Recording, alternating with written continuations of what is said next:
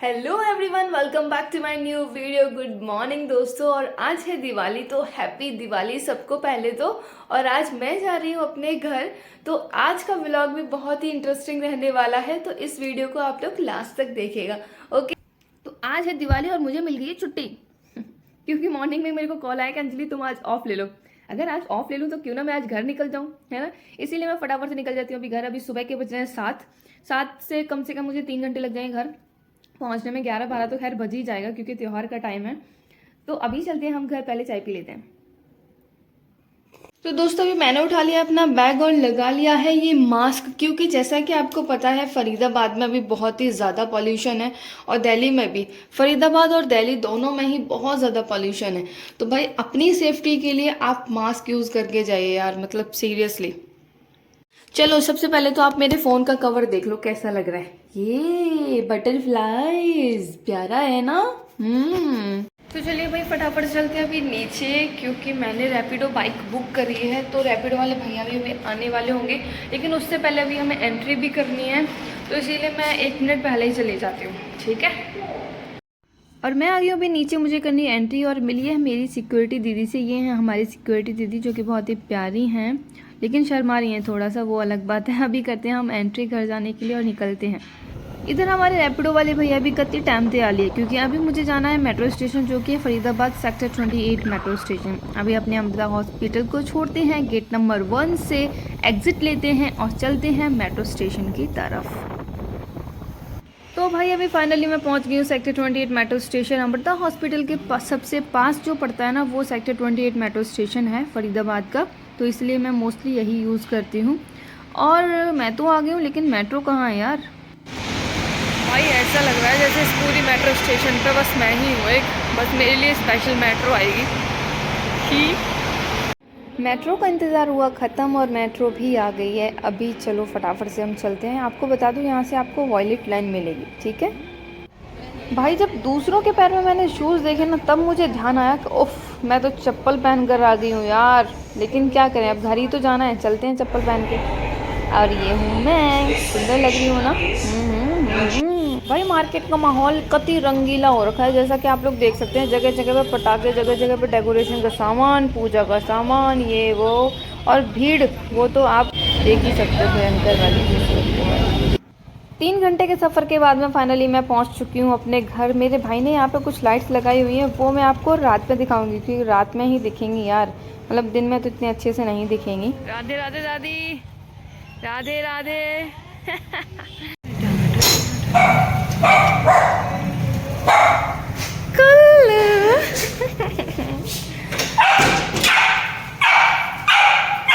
हमेशा की तरह वेलकम करने के लिए आ गया मेरा कुल्लू। यार देख सकते हो आप लोग ना, इसकी खुशी सबसे ज्यादा जो खुश होता है ना, वो कुल्लू होता है यार। कुल्लू। अच्छा अच्छा अच्छा अच्छा अच्छा अच्छा अच्छा मेरा कुल्लू। हाँ हाँ।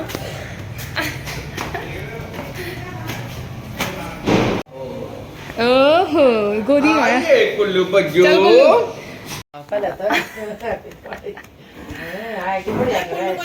है ना, आज रुकेगी। हाँ आज रुकेगी, कल सुबह निकलेंगे। कल दोपहर की ड्यूटी है।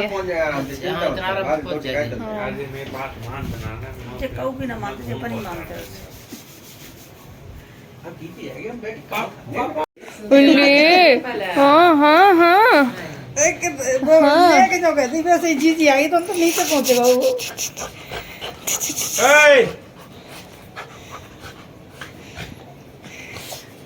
देखो भैया,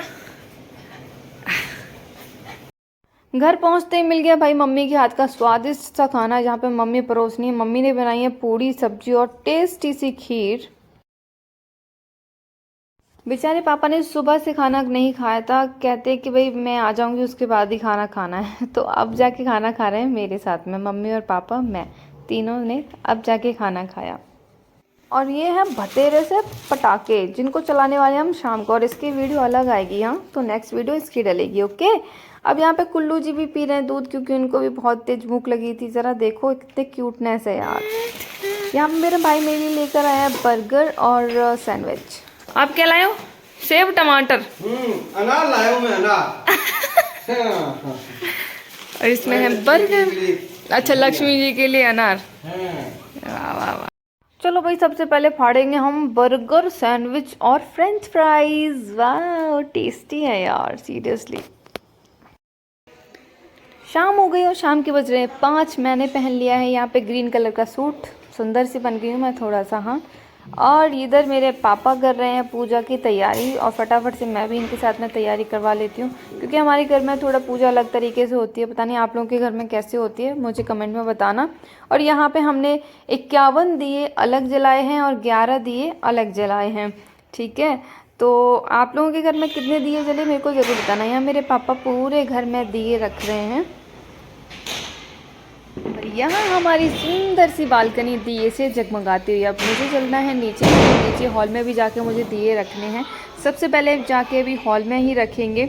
हॉल में मैंने सबसे पहले सीढ़ियों पर रखा है, उसके बाद मुझे जाना है अपने भाई के स्टूडियो में। ये है मेरे भाई का स्टूडियो, जहाँ पर दिए रखना मोस्ट इम्पॉर्टेंट है। ये है एक सिस्टम, दूसरा सिस्टम वो है, मैं आपको बता दूं मेरे घर में ही एक स्टूडियो जो कि मेरा भाई चलाता है। अब देख लेते हैं बाहर मेरे भाई दोनों क्या कर रहे हैं। ये है आकाश और वो है रुद्र, दोनों ही मोमबत्तियां लगा रहे हैं भाई।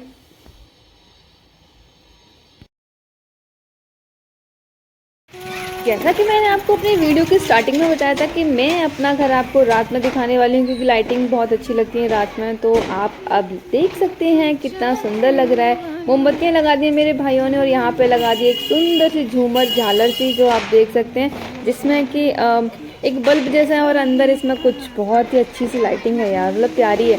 अब चलते हैं हम अंदर की तरफ, गृह प्रवेश करते हैं। कुछ पटाखे इधर पड़े हुए हैं भाई, लेकिन मैं आपको दिखा देती हूँ दिए, क्योंकि स्टूडियो के जस्ट बगल वाले रूम में भी दिए रखे हुए हैं। मैं आपको बता दूँ ये बेसिकली हमारा गेस्ट रूम है। अगर इस हॉल के बाद में जो नेक्स्ट रूम है वो ये है हमारा। अब हम चलते हैं ऊपर, क्योंकि अभी हमें पूजा भी करनी है यार, टाइम काफ़ी हो गया। पापा मुझे काफ़ी देर से बोल रहे हैं, मैं सिर्फ वीडियोज़ में लगी हुई हूँ।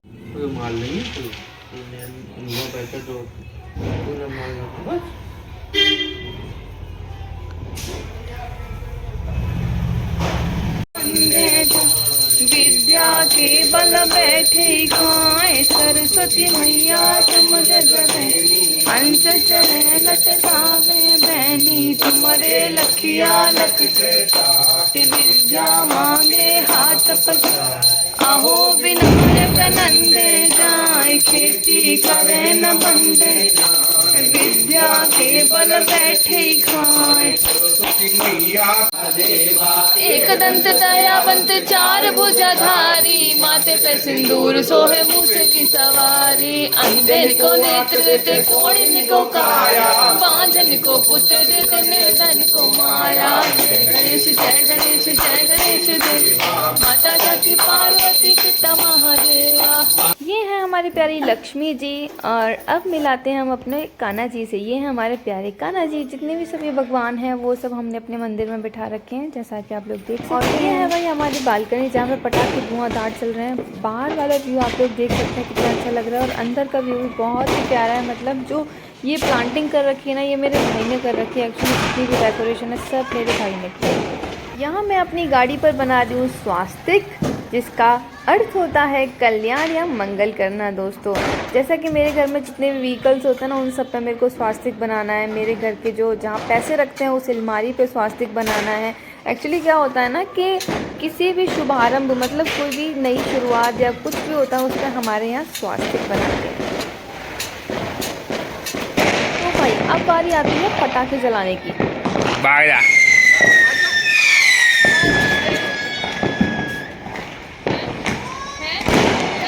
जी यार, पता ना कैसा बेकार है गए। हमारे तो 2 बढ़िया चले जाते, नहीं 3-4 चले बढ़िया, जो बढ़िया है।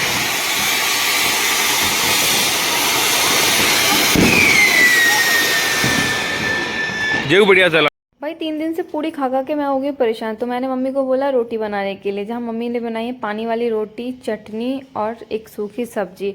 बढ़िया से मैं और मेरा भाई बैठ के खा रहे हैं, और ये हूँ मैं स्वाद ले लेके खा रही हूँ यार। काफ़ी दिनों बाद मैंने इतनी टेस्टी चटनी खाई वैसे ना, मम्मी के हाथ की।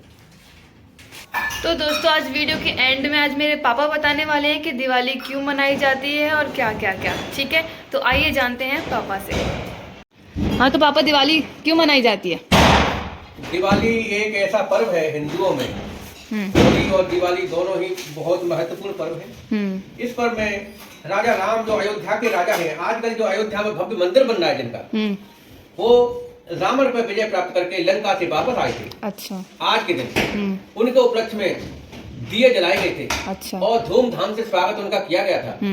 उसी स्वागत के अनुसार सब पकवान बनाए गए थे, अच्छे अच्छे, और बड़ी मिठाइयां बांटी गई थी उनकी खुशी में, अयोध्या में, जो कि सभी राक्षसों का सर्वनाश कर करके तब राम वापस अयोध्या आए थे। अच्छा। और उसके बाद उनका भव्य स्वागत हुआ। अच्छा अच्छा। अयोध्या में इतना भव्य स्वागत हुआ कि उस समय सारी अयोध्या का पूरा भारतवर्ष जगमगा उठा। अच्छा। पूरी अयोध्या उससे जगमगा उठी, दीप जलाए गए और करोड़ों दीपों से उनका स्वागत किया भगवान राम का। भगवान राम का। राम और लक्ष्मण दोनों भाई थे जो यहाँ से अयोध्या में पहले गए थे। तो माता केकई ने उनको 14 साल का वनवास दे दिया था। 14 साल का। लेकिन केकई, माता केकई की कोई गलती नहीं थी। भगवान राम तो राम थे, वो भगवान का साक्षात अवतार थे। वो तो अपने से गए थे बन, तो बिल्कुल बिल्कुल बन जाना कोई ऐसा विशेष बात नहीं थी। भगवान राम अपने इच्छा से ही बन गए थे। माता केकई ने तो एक मात्र सहारा था। तो माता मतलब वो रास्ता था, वो जो कि भाई वो जाना ही था वो तो। अच्छा। क्योंकि उनको सब राक्षसों का सर्वनाश करना था। अच्छा। अगर वो नहीं जाते तो राक्षसों का विनाश कैसे होता? बिल्कुल पूरी बिल्कुल। पृथ्वी पर राक्षसों का राज हो गया था। ऋषि मुनियों को यज्ञ नहीं करने देते थे। तो सभी ऋषि मुनि परेशान थे। तो एक बार की बात है, जब ऋषि विश्वामित्र वहां आए और राजा दशरथ ने कहा कि हमें राक्षस लोग यज्ञ नहीं करने देते, हमें अपने बड़े पुत्र राम को दे दो। राजा दशरथ को बड़ा धक्का लगा, राम को नहीं देना चाह रहे थे। लेकिन जब उन्हें नाराज हुए और चल दिए तो उनको मजबूरन हामी भरनी पड़ी। अच्छा। ले जाओ।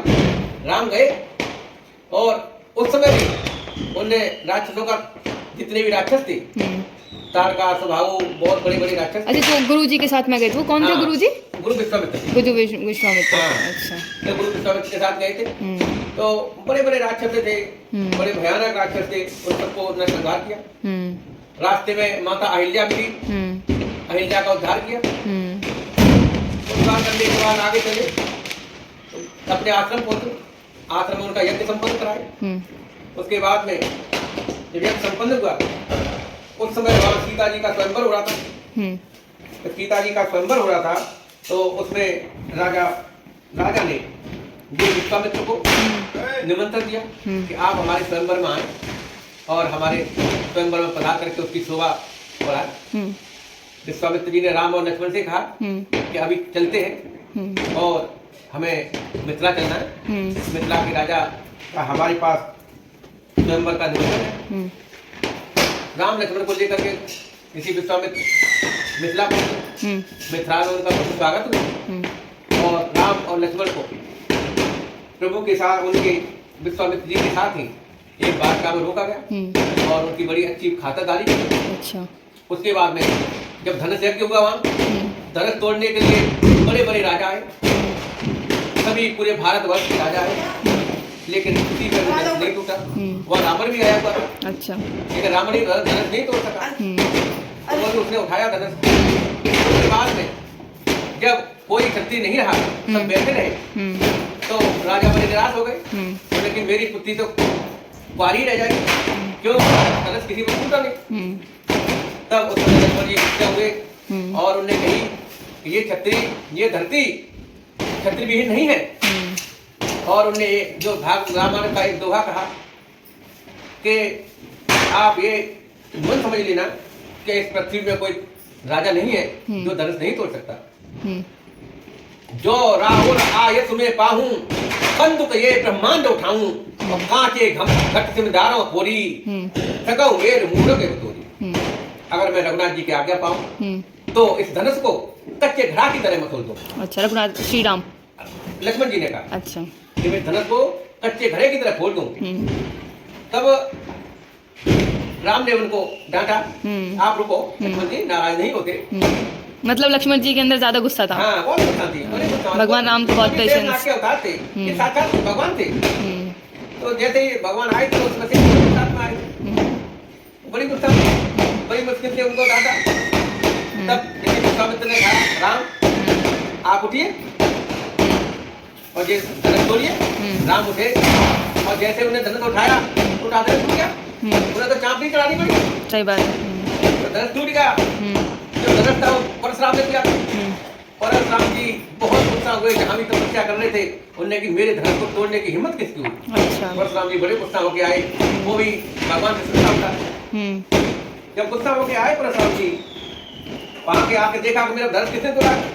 तब राम जी ने हाथ जोड़ के कहा, प्रभु किसी कोई आपका दास ही होगा जिसने धनुष तोड़ा है, आपके धनुष को कोई नहीं तोड़ सकता। बड़ी मुश्किल से राम ने उनकी विनय की, तब वो शांत हुए। जब उनको मालूम हुआ कि भगवान का दूसरा अवतार हो चुका है, तब परशुराम जी ने वही हथियार डाल के भगवान राम के सामने, हाँ भगवान राम के सामने, और उसका धनुष उनको दे दिया कि आज से आप ही, हाँ जब पृथ्वी का राज अब आपको देखना है, मैं तपस्या करूंगा, मैं जा रहा हूँ। परशुराम चले गए तपस्या करने के लिए। उस समय सीता जी की स्वयंवर में शादी हुई राम के साथ।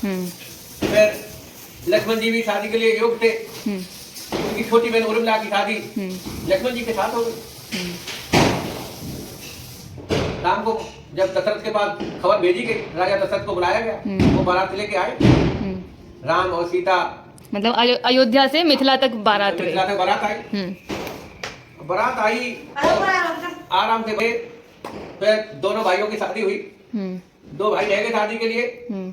फिर राजा के लिए दो भाई रहे, भरत और शत्रुघ्न। मेरे भाई की दो पुत्रियां हैं, उनकी शादी इनके संग आप राजी हो तो आप कर दीजिए। अच्छा। राजा दशरथ बोले, भाई मैं तो बहुत राजी हूँ, जैसी आपकी इच्छा।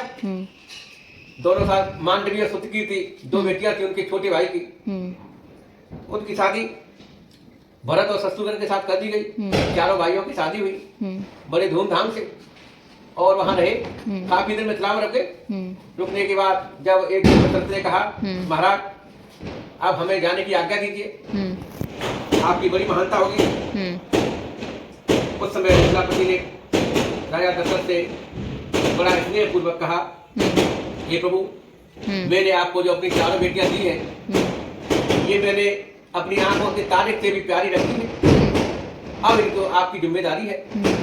राजा दशरथ ने कहा, ये मेरी बहू नहीं है, ये मेरी बेटियां हैं, मैं इन्हें आपसे भी ज्यादा प्यार दूंगा, और तब तक मैं जिंदा हूँ तब तक इन पर कोई आंच नहीं करेगी। उस समय में राजा आए अयोध्या आए। एक दिन की बात, जब रुके अयोध्या में, खूब स्वागत हुआ भव्य सीता का, आराम से रहने लगे। एक समय में जब राजा राम का भगवान दशरथ ने देखा कि उनके बाल सफेद पड़ गए। अच्छा। तो उन्होंने कि जब मेरे बाल सफेद हो गए तो बुढ़ापा आना है, जब बुढ़ापा आना है तो मैं अपने बड़े पुत्र को राज दे देता हूँ। उन्हें बड़े पुत्र को राज दिया, उसकी तैयारी कराई राज देने की। तैयारी होने लगी तो माता केकई से राम ने कहा, हे माता, तुम्हारे अलावा मेरी इच्छा कोई नहीं करता। आप अगर चाहें तो आपको मालूम है मैं राक्षसों का विनाश करने के लिए यहाँ आया हूँ पृथ्वी पे। अगर आप पिताजी से कह करके आप में 14 साल का वनवास, अच्छा ऐसा श्री राम ने बोला उनसे? हाँ, इसलिए अच्छा। तो आपकी बड़ी महानता होगी। माता केकई ने कहा कि अगर मैं ये करा दूं तो मेरे को बड़ी बुराई लगेगी। बिल्कुल, वही तो बुरी बन गई थी। लोग कहेंगे कि माता ने बहुत बुरा किया। तो उनने चरण पकड़ लिए माता के, राम ने। उनने कि आपके सिवा और मेरा कोई नहीं सुन सकता, आप जैसे भी हो इस व्यवस्था को बनाइए। तब माता केकई ने सभी लोगों की बुराई करते हुए राजा दशरथ से अपने 2 वरदान मांगे। उन वरदानों में भरत के लिए राजगद्दी अयोध्या की और राजा राम के लिए 14 साल का वनवास मांगा। माता केकई ने 14 साल का वनवास ही क्यों मांगा? हाँ वही बात है। 14 साल का वनवास इसलिए मांगा कि रावण की आयु केवल 14 साल ही बची थी। अच्छा। रावण की आयु पूरी समाप्त हो चुकी थी, 14 साल आयु शेष रह गई थी। वन क्यों जाना था? भरत लक्ष्मण जी भी बन गए। लक्ष्मण जी को वन इसलिए जाना था कि जो रावण का पुत्र था मेघनाथ, उसको वरदान था कि जो 14 साल तक अन्न, नींद और नारी का त्याग करेगा वही मुझे मार सकता है, अच्छा और कोई नहीं मार सकता। अच्छा। तो लक्ष्मण जी अपनी पत्नी को छोड़ करके राम के संग गए। उन्होंने 14 साल तक अन्न भी नहीं खाया, न सोए, और अपनी पत्नी को घर छोड़ गए। तीनों उन्हें कोई काम नहीं किया। जो त्याग है द्वादश अन्न, नींद और नाद और ताते मत करियो तू व्यर्थ नहीं हो तो डाले मार। अच्छा। जब वरदान किया था उस समय ब्रह्मा जी ने कह दिया था। उस समय और कोई मानने वाला था नहीं। उसके बाद में दोनों भाई वनवास चले गए। वनवास जाने के बाद उन्होंने बड़ा ही जीवन, माता सीता ने कहा कि मैं अगर ये आप जा रहे तो मैं भी आपके साथ चलूंगी, मैं आपकी अर्धांगिनी पत्नी हूँ, मैं कहाँ रहूंगी यहाँ आपके सिवा, बिल्कुल अकेली। माता सीता भी उनके साथ गई। तीनों जने वन को चले गए। जब वन में पहुंचे तो उनने बड़ा कष्टमय जीवन व्यतीत किया। सरजू नदी पार की, वहां जाकर के निषादराज गौर से भेंट हुई, दोस्ती हुई। उसके बाद में आगे चले, पंचवटी पर रुके। वहां पंचवटी पर जब रहने लगे तो रावण की बहन सुपर्णा आई और कहने लगी लक्ष्मण से कि आप शादी कर लो मेरे साथ। लक्ष्मण ने कही भाई बड़े भाई है, उनसे बात करो। राम ने कहा कि मैं तो एक नारी व्रत हूँ, मैंने इस कलयुग में एक नारी का व्रत ले रखा है, मैं शादी नहीं कर सकता। तो राजा राम ने मना कर दिया, लक्ष्मण ने भी मना कर दिया। फिर उसने अपना राष्ट्रीय भेद दिखाया सीता को, मारने के लिए दौड़ी। लक्ष्मण जी ने उनकी नाक काट ली, सुपड़ काट ली। नाक काटने के बाद वो अपने भाई रावण के पास पहुंची और उससे तमाम पोथी खड़ी सुनाई। पहले तो खरदूषण के पास पहुंची, उसके भाई खरदूषण रहते थे। खरदूषण के पास पहुंची, वहां पहुंचने के बाद उन्होंने देखा खरदूषण उनसे लड़ने के लिए आए, लेकिन वो भी मारे गए लड़ाई में। राम ने उन पर विजय प्राप्त की। उसके बाद जब उन पर विजय प्राप्त की तो रावण के पास पहुंची, उन्होंने कि तेरे होते हुए मेरी नाक काट ली, बड़ी परेशानी है। रावण ने कही कौन था, उनके ऐसे दो बनवासी है, उनने काट दिए। रावण आया और जब उन्होंने देखा माता सीता अकेली थी, एक दिन फिर उसने मारिच को, जो उसका मामा था रावण का, उसको बुलाया और उसे सोने का हिरण बना करके वहां उनके आश्रम के सामने उनको गुजारा। माता सीता बोली ये हिरण बड़ा सुंदर है, ये पालने लायक है, इसे हम पालेंगे, बैठे बैठे इससे मेरा मन लगा रहेगा। बड़ी विचित्र राम ने मना किया, बोले ये सब जीव है, जंगली जीव है, इनके इतना प्रेम मत करो। लेकिन नहीं माने, माता नहीं मानी। उसके बाद में वो सामने से भागा, राम उनके पीछे भागे। लक्ष्मण से कह गए कि आप लक्ष्मण यहीं रहना। जब ज्यादा दूर हिरण निकल गया, राम ने उसमें तीर मारा हिरण में, तो वो हिरण मर गया। लेकिन हाय राम, हाय लक्ष्मण बोला। राम माता सीता ने कहा कि राम को बड़ा संकट है, लक्ष्मण जी से आप जाइए। लक्ष्मण बोले माता राम पर संकट आ ही नहीं सकता, वो साक्षात भगवान है, उनको कोई संकट छू नहीं सकता। लेकिन माता जब नाराज हुई तो लक्ष्मण जी वहां से गए और कुटिया के चारों तरफ एक लक्ष्मण रेखा खींच गए कि माता तुम इसके बाहर मत निकलना। लेकिन इसी बीच में जैसे ही लक्ष्मण जी गए तुरंत रावण आ गया और रावण आने के बाद में माता सीता को भिक्षा मांगी तो भिक्षा दे दो। लेकिन वहां लक्ष्मण रेखा थी, वो पार तो कर नहीं सकता था। तो माता सीता से कहा कि तुम इससे रेखा से बाहर निकल के मुझे भिक्षा दो। माता सीता जैसे रेखा से बाहर निकली, रावण उन्हें उठा ले गया। जब रावण उठा ले गया उसके बाद में राम वापस आए लक्ष्मण जी के पास। लक्ष्मण जी राम के पास पहुंचे। राम ने कहा कोई अनर्थ हो गया, चलो वापस चलते। जब वापस आए तो वहां सीता नहीं मिली। बड़ा विलाप किया, पेड़ों से भी पूछा, पक्षियों से भी पूछा, जानवरों से भी पूछा, कोई नहीं पता लगा। तब फिर वहां से चल दिए। उन्होंने कहा रुक के क्या करेंगे, सीता का पता लगाना है। सीता का पता लगाते लगाते रास्ते में पहुंचे। उनकी भेंट महाराज सुग्रीव से हुई। सुग्रीव से भेंट हुई। सुग्रीव से भेंट होने के बाद में वही हनुमान जी से मुलाकात हुई। जब हनुमान जी से मुलाकात हुई और सुग्रीव से दोनों से, फिर सुग्रीव के जो भाई थे बाली का वध किया राम ने। बाली का वध करने के बाद में सुग्रीव को पंपावत का राजा बना। उसके बाद में पूरी जो वानर सेना थी सुग्रीव की, उसकी सहायता से उन्हें लंका के पास समुद्र के तट पर पहुंचे। समुद्र के तट पर पहुंचने के बाद में जब हनुमान जी को पता लगा कि माता लंका लंका में है, उसे रावण चुरा ले गया है। वहां से हनुमान जी लंका पहुंचे, समुद्र लागा और लंका पहुंचे। वहां जाके सीता का पता लगा के वापस आए। फिर राम ने कहा कि प्रभु माता सीता लंका में है।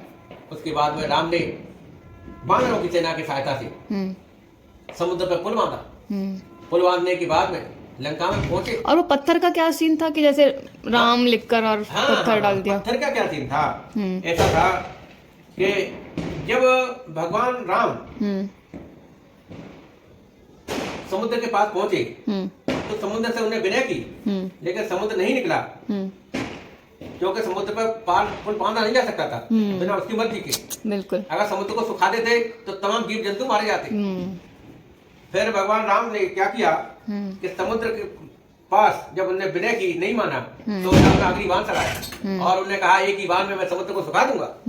समुद्र में खलबली मच गई और समुद्र बाहर निकला गौ को लेकर के साथ में और कहा प्रभु मेरे को क्षमा कर दो, मेरे से गलती हो गई।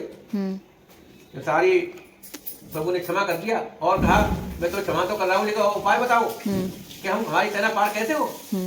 तब समुद्र ने कहा तुम्हारी सेना में नल और नील नाम के दो बानर हैं, उनके हाथ से पत्थर इसमें समुद्र में डालो तो वो पत्थर डूबेंगे नहीं। अच्छा। हाँ, उनको वरदान लगा हुआ है।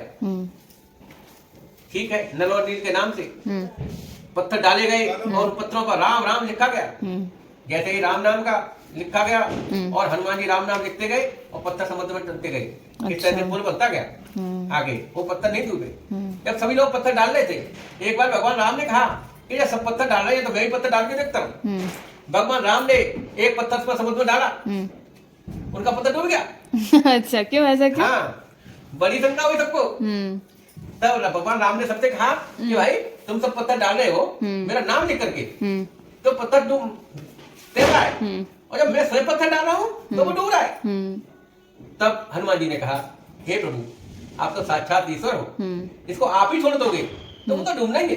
अच्छा। आप ही छोड़ दोगे वो तो डूब ही जाएगा। समझ गए। इसे तो जो आपका नाम पकड़ा रखा है, आपके नाम के सहारे से ही तो पकड़े रखे हैं, इसे ये नहीं डूब रहे। तब कि चलो जैसा हुआ अच्छा। समुद्र पर पुल बांध करके लंका पहुंचे। लंका में लड़ाई हुई रावण से और रावण के सारे भाई मारे गए, उसकी सभी सेना मारी गई। अंत में आके मेघनाथ भी मारा गया, कुंभकर्ण भी मारा गया, तो उसका भाई कुंभकर्ण भी मारा गया। विभीषण ने आकर के राम की शरण ले ली। जब सभी मारे गए, एंड में जब रावण का नंबर आया तो रावण से लड़ाई हुई। राम ने रावण का ही वध कर दिया और विभीषण जब वध हो गया उसके बाद में विभीषण माता सीता को लेकर के राम के पास आया और पुष्पक विमान में बैठ करके वहां से आज जो दीपावली का जो आज दिन है त्योहार मनाया जा रहा है, आज ही के दिन भगवान राम अयोध्या से रावण की पूरी सेना पर, पूरी राक्षस सेना पर विजय प्राप्त करके आज अयोध्या से लौटे थे वापस। ये बड़ी पुरानी कहानी है। 550 साल वर्ष बीत गए, आज तक राम का मंदिर नहीं बनवा पाया थे। आज ऐसी मोदी जी की सरकार आई, योगी जी की सरकार आई कि उन्हें एक राम का भव्य मंदिर दोबारा से बनवा दिया। आज राम की मर्यादा दोबारा से स्थापित हो गई। इस पूरे भारतवर्ष में आज ऐसा नाम है कि योगी जी साक्षात और मोदी दोनों साक्षात अवतार लेके आए हैं, राम और लक्ष्मण जैसे दोनों। सही बात है। और उनने अयोध्या में दोबारा से भव्य मंदिर बनवा दिया। बिल्कुल बिल्कुल। ये एक महान पुरुष है, कहने को कोई कुछ भी कहे। तो ये इसी तरह से आज के दिन दीपोत्सव हुआ था। हमारे योगी जी ने कल अयोध्या में 22 लाख दीपक जलवाए। अच्छा, 22 लाख? 22 लाख दीपक जलवाए हैं। ये अयोध्या थी एक राम की बड़ी महिमा है। आज कल युग में आकर के 550 साल वर्ष बाद 22 लाख दीपक जलाए गए हैं उनके भव्य स्वागत में। बिल्कुल। और आज बड़ी भव्य दीपावली अयोध्या में मनाई गई है। यही थी अयोध्या की भगवान राम की महिमा। उनका नाम ही इतना है कि इस कल युग में तो उनका नाम लेने से ही हर आदमी की मुक्ति संभव है और हर कोई काम उनका नाम लेकर के ही कर सकता है। ये कल युग में श्री राम की महिमा है। उनके नाम की इतनी बड़ी महिमा है। राम की महिमा नहीं है, उनके नाम की उससे ज्यादा महिमा है। बोलो जय श्री राम। बोलो जय श्री राम। जय श्री राम। तो दोस्तों रात के बज रहे हैं 12 और अभी व्लॉग की एंडिंग करते हैं हम यहीं पर, क्योंकि अभी बहुत ज़्यादा रात होगी और कल मॉर्निंग में मुझे फिर से निकलना है, क्योंकि कल है मेरी इवनिंग शिफ्ट। तो दोस्तों अगर वीडियो अच्छा लगा हो तो वीडियो को लाइक शेयर और चैनल को सब्सक्राइब जरूर कर देना। मिलते हैं हम लोग नेक्स्ट वीडियो में। राधे राधे।